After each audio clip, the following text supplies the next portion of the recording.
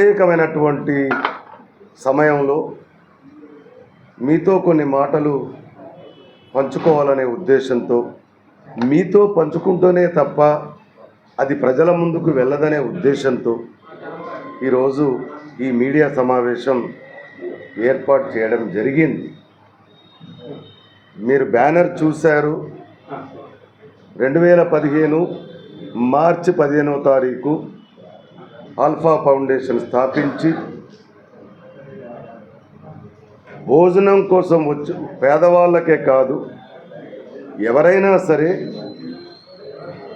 భోజనం కోసం ఇబ్బంది పడితే వారికి భోజనం పెట్టాలి, ఆ భోజనం కూడా నాణ్యమైన భోజనం ఉండాలి అనే ఉద్దేశంతో ఒక ఆకలి గురించి తెలిసిన వాడిగా ఇంచుమించు 76 నుండి 82 వరకు చావులమదన్ జంక్షన్లో ఆకలి కోసం అలమటించిన వాడిగా, ఆకలి బాధలు, ఆకలి కోసం ఉండే కష్టాలు తెలిసిన వాడిగా, నేను ఎప్పటి నుండో భోజనం పెట్టాలి అని అనుకొని పెడితే ఆపకూడదనే ఉద్దేశంతో నేను అన్ని విధాలుగా ఆలోచించుకొని 2015లో దేవుడు ఆశీర్వాదంతో, మరి జన్మనిచ్చింది దేవుడైతే నాకు జీవితాన్ని ఇచ్చినటువంటి వ్యక్తి స్వర్గీయ రాజశేఖర్ రెడ్డి గారు, వైఎస్ రాజన్న గారు.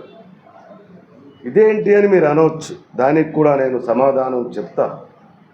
అంతేకాదు, మరొక అభిమాన నేత ఉన్నాడు, నా అన్న మాజీ ముఖ్యమంత్రి వర్యులు మా జగన్మోహన్ రెడ్డి అన్న. ఈ కార్యక్రమం నేను స్థాపించేటప్పుడు దేవుడితో పాటు మరి నాకు జీవితాన్ని ఇచ్చిన నా ఆత్మీయ తండ్రి అయిన రాజశేఖర రెడ్డి గారి ఫోటో ఉండాలి. అంతేకాకుండా ఉభయ రాష్ట్రాలకు నన్ను ఒక నాయకుడిగా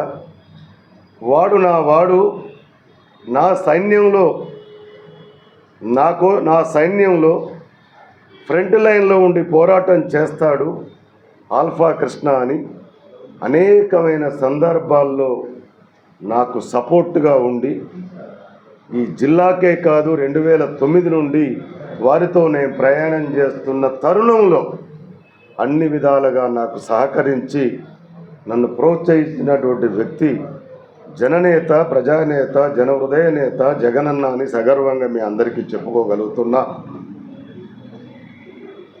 ఎవరినైనా మర్చిపోవచ్చు,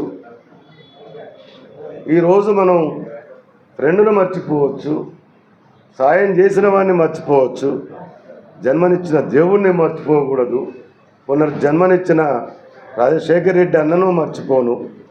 అలాగే నాకు అన్ని విధాలుగా సహకరిస్తున్నటువంటి మా మాజీ ముఖ్యమంత్రి జగన్మోహన్ రెడ్డి అన్నను కూడా నేను మర్చిపోను. ఈ రోజున మీ అందరి ముందు 10 డయాసులు పంచుకుంటున్నాను, అనేకమైనటువంటి పదవులు నిర్వహిస్తున్నా. దీనికి ప్రధానమైనటువంటి కారణం నాకు ఈ ముగ్గురే. వారు లేకపోతే ఆల్ఫా కృష్ణ లేడు, వారు లేకపోతే నాలో ఒక నాయకుడు లేడు. నా జీవితంలో ఒకానొక సందర్భంలో రైల్వే స్టేషన్ దగ్గర నాకు ఆకలి వేస్తున్నప్పుడు, ఆ పాకెట్లు పంచుతున్నప్పుడు నాకు ఆలోచన వచ్చింది, నేను కూడా ఎప్పుడైనా ఈ పాకెట్లు పంచగలనా అని.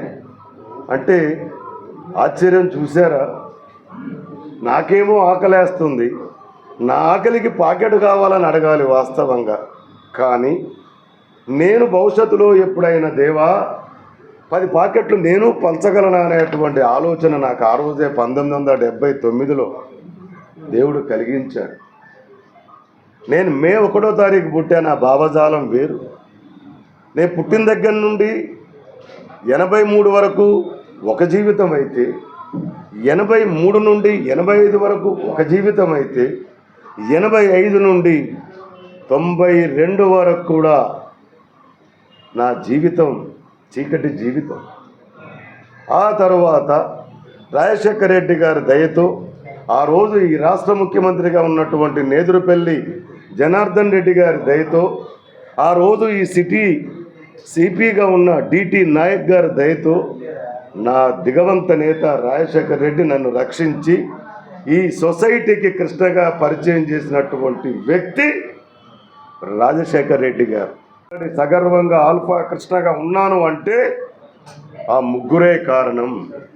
కాబట్టి వాళ్లకు కృతజ్ఞత తీర్చుకోవాలనే ఉద్దేశంతో పేదవాళ్లకు భోజనం పెట్టాలని వాళ్ళు ఆలోచించిన కళ నా ద్వారా ఎంతో కొంతమందికి తీరాలనే ఉద్దేశంతో మాత్రమే ఇది ప్రారంభించాను తప్ప ఇన్కమ్ ట్యాక్స్లు ఎగ్గొట్టడానికో డొనేషన్లు తీసుకోవడానికో నేను చేయలేదు.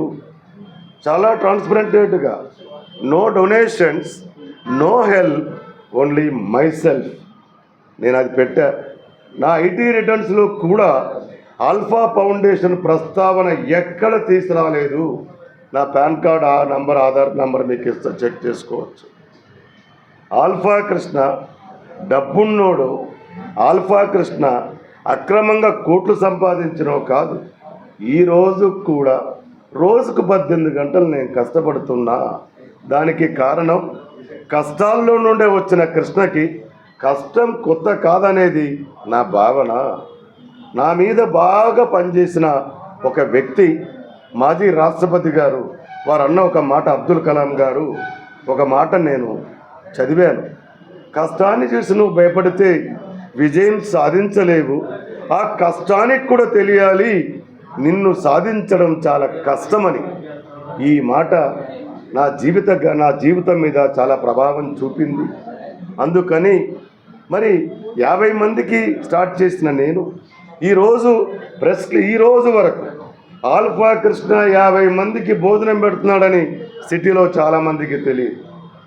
కానీ 10 ప్యాకెట్లు ఇచ్చి పబ్లిసిటీ చేసుకునేవాడు కాదు ఆల్ఫా కృష్ణ. నిక్కచ్చిగా, నిజాయితీగా నేను కష్టపడి సంపాదించే దాంట్లో నాకు నష్టాలున్నా, కష్టాలున్నా, ఇబ్బందులున్నా ఎదుర్కొని నేను అది ప్రతిరోజు కొనసాగిస్తున్నా. 90 చేయడానికి గల కారణం ఏంటి అంటే ఇంకా విస్తరించాలి. అక్కడ మేము ఇన్ని రోజుల నుండి చూస్తే 40-50 మందికి మించి రావట్లేదు. ఈ ప్రెస్ క్లబ్లో మీ ద్వారా సిటీలో తెలిస్తే మీ దగ్గర ఎవరైనా ఆకలి కోసం ఉన్నవాళ్ళు ఉంటే నువ్వు కావాలంటే ప్రతిరోజు అక్కడికి వెళ్ళు, నీకు రూపాయి లేకుండా భోజనం పెడతారు అని. ఆ ఉద్దేశంతో మీడియా మిత్రులైన మీరు, ఈ సొసైటీలో దిశానిర్దేశం చూపించే మీరు నాకు సహకరిస్తారనే ఉద్దేశంతో ఈరోజు మొట్టమొదటిసారిగా ఆల్ఫా ఫౌండేషన్ను నేను మీ ద్వారా ప్రజలకు తెలియజేయడం జరుగుతుంది తప్ప నేనేదో గొప్పవాడినో రాజకీయ లబ్ధి పొందడానికో మరే ఏరే ఉద్దేశం లేదు అని ఈ సందర్భంగా మీకు తెలియజేస్తూ, మీ సహకారం, మీ ప్రేమ, మీ అభిమానం, మీ తాలూకా అన్ని సహకారాలు ఆల్ఫా కృష్ణకి ఇవ్వండి, ఇస్తారని కూడా నేను ఆశిస్తున్నా. అంతేకాదు మరి నా డ్రీమ్ త్వరలోనే నెరవేరుస్తాను. ఎప్పటి నుండో అన్ని రంగాల్లో ఉన్న నేను మీడియా రంగంలోకి రావాలి. ఆ ప్లాట్ఫామ్ కొంతమంది నేను చూస్తున్నా, వస్తున్నారు, వెళ్తున్నారు. అలా కాదని చాలా స్ట్రాంగ్గా, అద్భుతంగా దాన్ని డిజైన్ చేశారు. త్వరలో ఇక మీదట నేను ఎక్కడా మీటింగ్స్ పెట్టను. నా హోటల్ పైన నా ఫంక్షన్ హాల్ ఉంది, మాది బ్రహ్మాండంగా ఉంటుంది, ఏసీ ఫంక్షన్ హాల్. ఇక మీదట ఉదయం కూడా నేను ప్రెస్ మీట్లు పెట్టను. మీ అందరినీ టైం చూసుకొని పిలిచి మీ అందరితో భోజనం చేసి ప్రశాంతంగా 2 గంటలు గడిపి ఆల్ఫా కృష్ణ దగ్గరికి వెళ్తే ఇలా ఉంటుందా అని కూడా నేను చేద్దాననేది నా ఉద్దేశం. అందుకని దీనికి ఉన్న ప్రాధాన్యత మీ ద్వారా నేను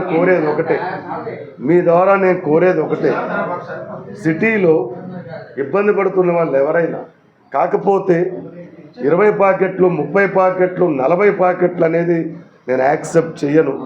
ఒక 5-10 అంటే పర్వాలేదు, నాకు ఫోన్ చేసి చెప్పండి. నా ఫోన్ నెంబర్ దాని మీదనే ఉంటుంది.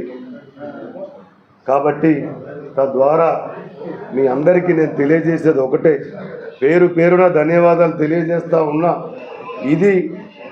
ఇది వాలంటరీ ఆర్గనైజేషన్, నేను నిక్కచ్చిగా చేస్తున్నాను. మీరు నిజాయితీ పరులు, మీరు మీ మీ మీ ఆలోచన విధానాన్ని నా కోసం కొద్దిగా కేటాయించి దీన్ని అన్ని వర్గాలలోకి, అంటే అట్టడుగు వర్గాల్లోకి వెళ్ళేలాగా, వాళ్ళు పేదవాళ్ళ వాళ్ళు ఉన్నవాళ్ళ అనేది ఇక్కడ సంబంధం లేదు. మన దగ్గరకు వచ్చి భోజనం అడిగితే ఇస్తాను. మీకు ఇంకో విషయం కూడా